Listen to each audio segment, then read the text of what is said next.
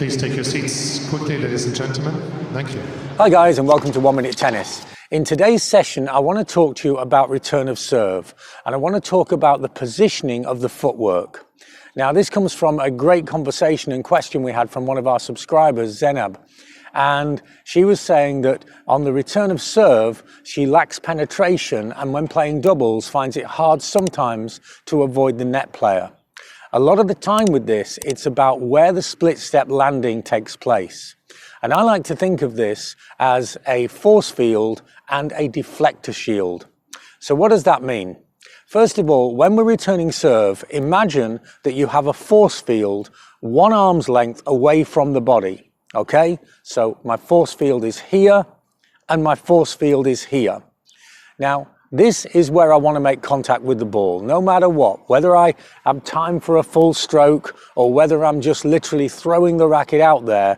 We've got to protect our space and use our force field. So this is our point of contact every time we possibly can, an arm's length in front of the body. But that's just actually defending. But we want to defend and sometimes attack into the right location. And the way to do this is to make the split step landing before return of serve directly facing the opponent. So if my opponent's server is serving from the deuce court and I'm receiving in the deuce court, what I see most players doing is landing their split step like so. And that means that the ball's coming at an angle over here, and if they just deflect, they don't have time for anything else, then the ball is going to hit the racket and go out into this direction here.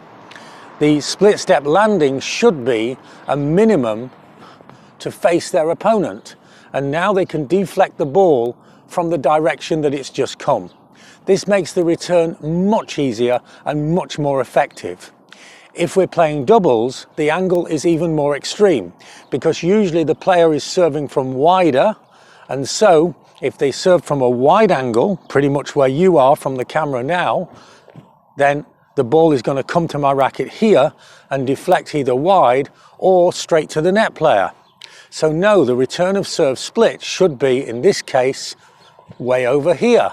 And then I use my force field, position, and I can push the ball back across away from the net player, and I have a safe, solid, reliable return.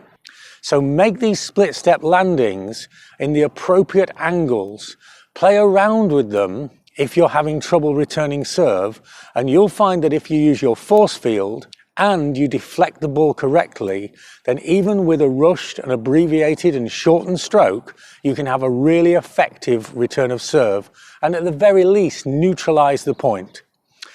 Hope this makes sense. Try it now. It's a very often missed point in the fundamentals of return of serve. Let us know how it works for you and your players. We always love to hear from you. And don't forget to like, share, subscribe to the channel, please. And remember, if you need more help with your game, we do an online consultation. The information on this is on the website below. Thanks for watching, and see you next time for more unique tennis lessons that really work.